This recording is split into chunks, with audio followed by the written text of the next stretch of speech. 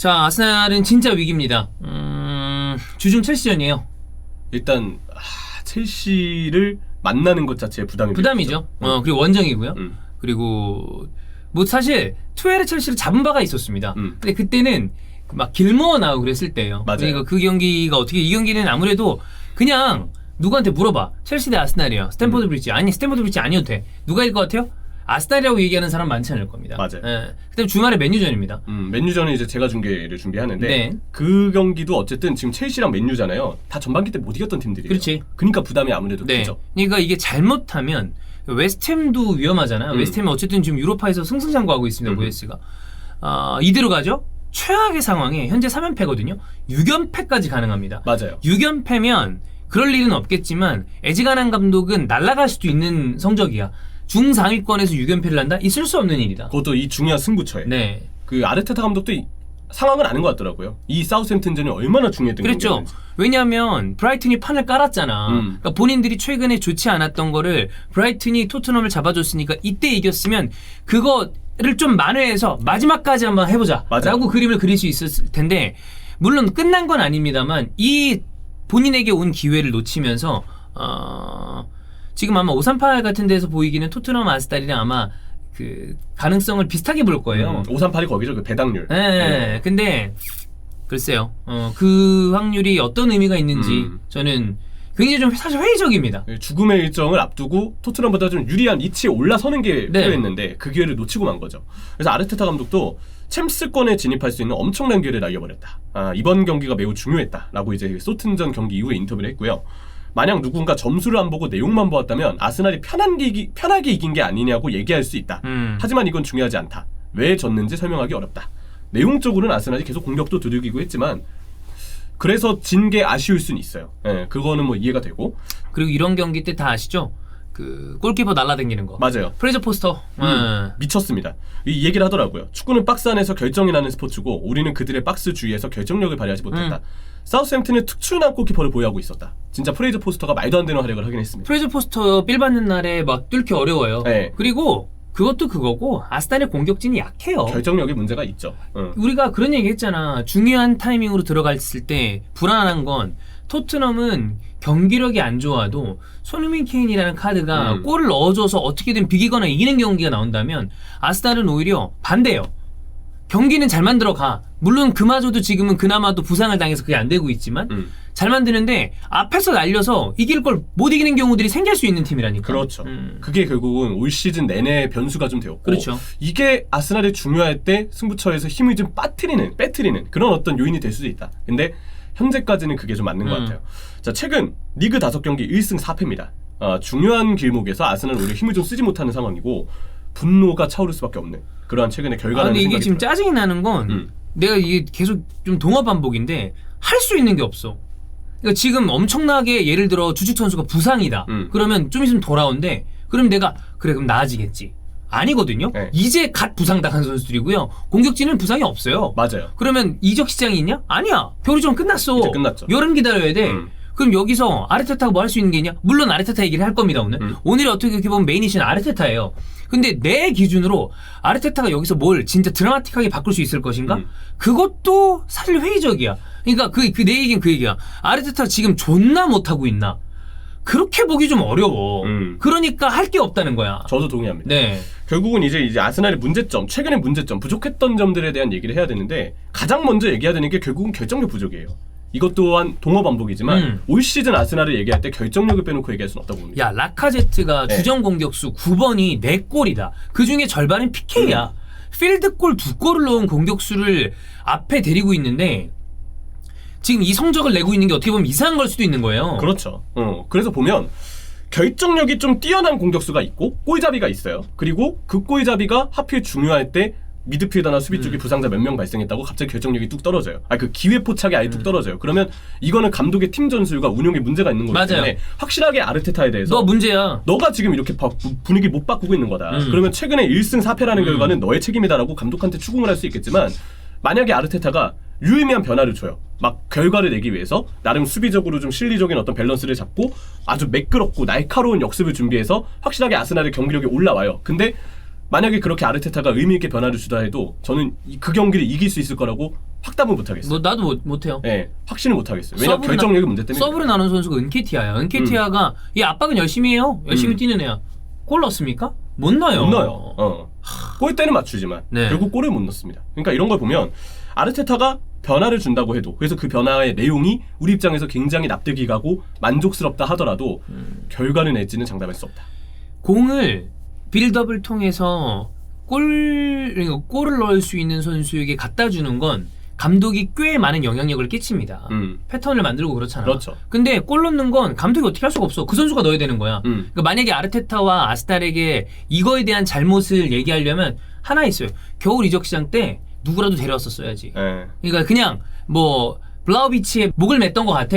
근데 안 됐잖아. 맞아요. 그러면 누구라도 데려왔어야 되는 거 아니냐라는 얘기는 할 수 있을 텐데 그것도 결과론적인 얘기고. 그렇죠. 근데 이 얘기는 좀 해볼 법한 부분이긴 하니까 조금 뒤에 네. 살펴보기로 하고, 그러니까 결국 공격수의 문제, 이거는 스쿼드의 문제. 답이 안 나옵니다. 네, 이런 얘기를 안 할 수가 없습니다. 두 번째, 뭐 당연히 이것 또한 불운한 요소기 때문에 언급을 해야죠. 이것 또한 아르테타 감독 입장에서는 좀 억울할 수 있고 힘이 빠질 수 있습니다. 너무 중요한 딱 그 타이밍에 핵심 선수들 3명이 날아갔어요. 그것도 아스날의 취약점. 예, 풀백은 뎁스가 지금 얇은 편이고요. 주전에 대한 의존도가 큽니다. 근데 좌우 풀백 주전이 모두 부상으로 이탈한 것, 그리고 수비형 미드필더의 중추라고 봤던, 핵심이라고 봤던 토마스 파티까지 빠지면서 원래 우리가 아스날에게 우려했던 풀백 쪽 3선 쪽의 문제가 그냥 동시다발적으로 터져버렸어요. 운이 좀 따르지 않는 상황으로 볼 수 있는 거죠. 파티 대신에 나오는 선수가 로콩가입니다. 파티가 최근 보여줬었던 퍼포먼스랑 로콩가를 비교한다면 퀄리티 차이가 좀 큽니다. 그럼 왼쪽에 누누 타바레스랑 티언이랑 비교해 봅시다. 퀄리티 차이가 더 큰 느낌이죠. 아, 더 크죠. 토미아스 세드릭은 중간에 잠깐 괜찮은 타이밍이 있었지만 어쨌든 주전 선수 아닌 거 아니야. 근데 그 생각은 들어. 그러니까 이것도 아르테타 입장에서는 뭐 이거에 대해서 핑계를 대자는 건 아니지만 이거 저희가 라이브 대 콘텐츠를 할 거예요. 그 어떤 클럽도 주전 풀백 둘이랑 주전 수비형 미필더가 날아가면 흔들립니다. 그러니까 이거에 대해서는 아르테타는 아마 속으로는 술 한잔하면서 그런 얘기 할 수도 있지. 그렇게 빼고 한번 해보라고 그래. 어느 팀이 잘하나. 맞아요. 아니 당장 맨시티 봐봐. 로드리, 칸셀로, 워커 빠지지? 팀 흔들려. 리버풀 전에 바로 전반에 흔들렸잖아요. 그렇게 된다니까. 칸셀로 지친 거지만. 그리고 리버풀도 만약에 파비뉴가 없다면. 그나마 리버풀이 그쪽 뎁스가 좀 괜찮은 편이야. 근데 아니요. 파비뉴 빠지면 흔들리잖아. 그건 답 없어요. 리버풀도. 핸더슨이 나온다 한들 핸더슨 폼도 안 좋으니까. 그래도 왼쪽 로보 대신에 치미카스가 그나마 좀 버틸 수 있고 막 이런 선수가 있으니 애지간한 팀들이 이거 날아가요. 맞아요. 근데 3선은 모든 팀들이 취약한 포지션인데 파티가 날아갔고, 좌우 풀백은 아스날이 지금 주전이 빠졌을 때 견뎌낼 수 있는 여력이 부족합니다. 근데 좌우 풀백이 모두 나가버렸어요. 이거는 아르테타에 대한 얘기를 하기에 앞서서 공격수에 대한 문제, 그리고 이 부상자의 발생이 하필 동시다발적으로 아스날 스쿼드의 취약 포지션에 따다닥 동시에 겹쳤다는 거예요. 이건 아르테타를 얘기하기에 앞서서 먼저 우리가 전제해야 될 부분이에요. 이 두 가지 운이 좀 없는 포인트다. 아르테타 입장에서 억울할 수 있는 포인트다라고 얘기해야 된다고 보이고, 또 하나 라카제트의 코로나 이슈 때문에 원래도 취약했던 공격수가 또 한 번 비상 등이 켜졌죠. 여기까지도 문제가 벌어지니까. 그러니까 공격수 문제까지, 이거는 조금 불운한 상황으로 아무래도 볼 수밖에 없습니다. 그러니까 그나마 라카제트가 있어서 나오는 연계마저 은케티아는 그걸 해주지 못하는 선수니까. 그렇죠. 그러면 이번에 당장 더 안 되잖아. 그러면 중앙으로의 연계가 아무래도 힘들어집니다. 근데 우리가 이런 전제 조건들이 다 있다 한들 그래도 아르테타 얘기를 안 할 수는 없어요. 왜냐하면 결과적으로 책임지는 건 감독이거든. 맞아요.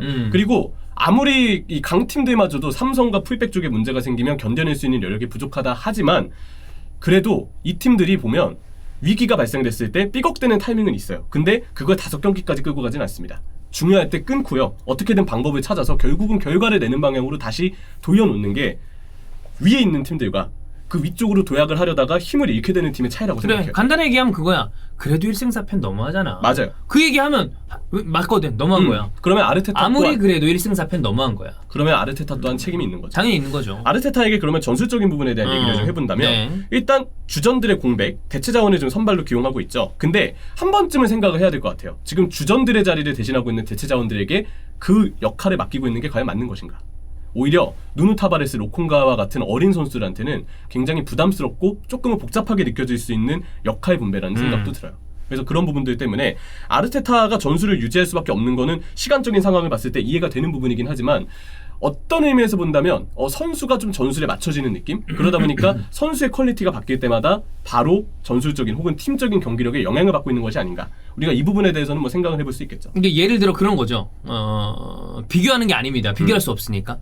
만약에 투엘이다 쳐. 투엘이 네. 워낙에 임기응변에 강하니까. 그러면 이 선수들이 부상을 당해서 거기도 퀄리티가 떨어지는 선수가 왔다면 거기에 맞춰 전술도 바꿀 것 같다는 생각이 좀 들잖아. 실제로 그러지 바꿨죠. 않을까? 실제로 바꿨죠. 근데 아르테타는 그거보다는 일단 있는 그러니까 아르테타가 방법을 찾아내 보통. 그거에 대해서는 아르테타가 능력이 있는 감독인 것 같아요. 근데 그 방법을 찾는 데까지 시간이 항상 오래 걸려. 맞아요. 두드려 맞고 떼고 막 이런 다음에 그 다음에 찾더라고. 그러니까 이게 항상 아르테타에 대해서 얘기 나올 때 대응이 좀 늦는다. 하긴 해. 하긴 근데 한다. 늦어. 맞아요. 당할 거 다 당하고 해. 그러니까 보는 사람 입장에서는 혹은 성적만 놓고 봤을 때 빠르게 쫓아가지 못하고 좀 늘어졌다가 이렇게 가고 그러면 결정적인 순간에 이 본인의 목표까지 올라가기가 항상 버거운 거죠. 그렇죠. 결국은 이게 비판 요소예요. 시간이 오래 걸린다. 변화를 줄 수 있는 그리고 방법을 찾을 수 있는 시간이 오래 걸리기 때문에 지금 5경기 동안 쌓을 수 있는 승점을 너무 많이 잃었어요. 그래. 이거는 지금으로 봤을 때는 결국 비판 요소죠. 아르테타가 다른 감독들이었으면 조금 더 빠르게 대응이 되지 않았을까? 그리고 왜 이 기간 동안 똑같은 문제가 반복이 됐을까? 이 부분에 대해서는 비판을 좀 피하기 어려울 거라고 봐요. 이게 일단 좀 아쉬운 부분이고 근데 전술은 제가 볼 때 그렇게 비중 있게 다루고 싶진 않아요. 결국 중요한 거는 스쿼드 운용입니다. 이적 시장, 이 겨울 이적 시장에 대한 얘기를 좀 해야 된다고 보는데 일단 아마 아스날의 겨울 이적 시장은 제가 볼 때 그냥 시즌 중 뭔가 급한 수혈보다는 장기적으로 봤을 때 우리가 여름에도 영입할 만한 선수를 데려오는 게 맞다라고 생각을 했던 것 같아요. 블라우비치의 경우도 겨울이 아니더라도 언제든 데려오기에 좋은 자원이니까 그나마 블라우비치 정도는 좀 영입을 원했던 것 같고 근데 나머지 자원들 당장 뭐 임시 수혈을 할 수 있는 선수들에 대해서는 크게 신경을 쓰지 않았죠. 결과적으로 결과가 접촉이 좀 있지 않았고 그런 부분을 봤을 때 아스날이 겨울 이적 시장 동안에는 뭔가 여름이내도 우리가 충분히 데려올 만한 자원이 아니면 굳이 영입은 생각하지 않아도 된다. 이런 나름대로의 스탠스가 있었던 것 같아요. 이게 옛날부터 아스날, 그러니까 벵거 있을 때도 마찬가지였습니다. 항상 그랬던 것 같아. 급한 불을 끄는 영입을 안 하고 싶어해. 네. 장기로 보면 맞는 얘기야. 맞는 얘기. 그게 구단을 운영하는 입장에서 좋은 얘기고 맞는 얘기고 그렇게 해야 돼. 그냥 일단 급한 불 끄자고 데려온 선수들은 나중에 골칫덩이 되는 경우가 많아요. 이해는 하는데 그거지. 이런 상황까지 예상을 했었어야 되는 거 아니야? 라는 비판은 팬들이 난 할 수 있는 거라고 봐요. 왜냐, 봐봐. 올해가 기회예요. 챔피언스리그 티켓을 따는 건 내년 내후년 가면 또 어려워져.